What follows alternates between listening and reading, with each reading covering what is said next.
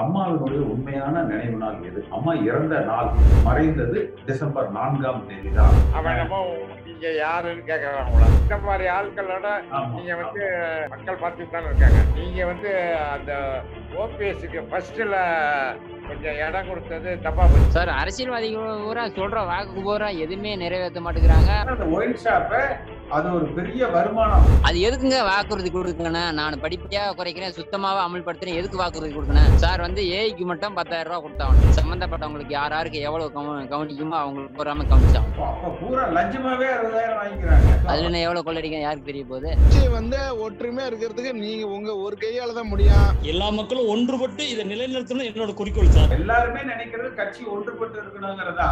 எல்லா மக்களும் ஒன்று சேர்த்துங்க சார். நிறைய படிச்ச இளைஞர்கள் வந்து நிறைய பேர் வேலை இல்லாமல் இருக்கிறார்கள். தலைமையில தான் ஆட்சி அமைக்கணும்னு எங்களோட விருப்பம். இது வந்து நல்லபடியா முடியோடுங்க. ஒரு பிரச்சனைன்னு வந்தாலும் ஒரு எதுவுமே ஒரு உதவியே பண்ண மாட்டாங்க சார். இதெல்லாம் தனித்தனியா இருந்தாலும் ஒண்ணும் பண்ண முடியாது. இவங்களோட தனிப்பட்ட கருத்துக்கு நம்ம போக வேண்டாம். யார் வந்தாலும் சரி, வர போவாலும் அதிமுக என்னைக்கு நிலைப்பாடா இருக்கு. தொண்டர்கள் சேர்க்கணும், மீதி பேரெல்லாம் நம்மளே ஒதுக்கி விட்டுணும் சார். திமுக பாத்தீங்கன்னா ஒரு சின்ன சின்ன விஷயத்தெல்லாம் பெருசு படுத்திட்டு இருந்தாங்க.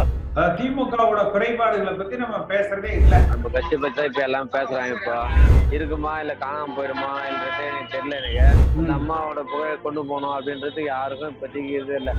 லோன் சின்ன சின்னதா கொடுத்துலாம் அவங்களோட வாழ்வாதாரத்தை உயர்த்தினார். அப்ப அதாவது ஓபிஎஸ் சசிகலா ஒன்று சேர்ந்து கூட்டணி அமைக்க போடுறா. ஒரு ஒற்றுமை இருந்துச்சுன்னா வலு இருந்து இல்லையா?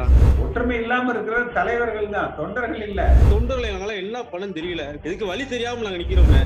ஓபிஎஸ் ரொம்ப கீழ்த்தரமா போயிட்டாருன்னா ஒன்றிணைஞ்சு பெரிய இயக்கமா மாதிரி இயக்கமா கொண்டு வரணும். போனது போகட்டும் அப்படின்னு எல்லாருமே அந்த பழைய மாதிரி கொண்டு வரணும் அப்படின்னு எல்லாரும் முயற்சி பண்ணாங்க. அவர் ஒன்றுபடுத்தணுங்கிறது அவருடைய தலைமையில தான் ஒன்றுபடணும்னு சொல்றாரு.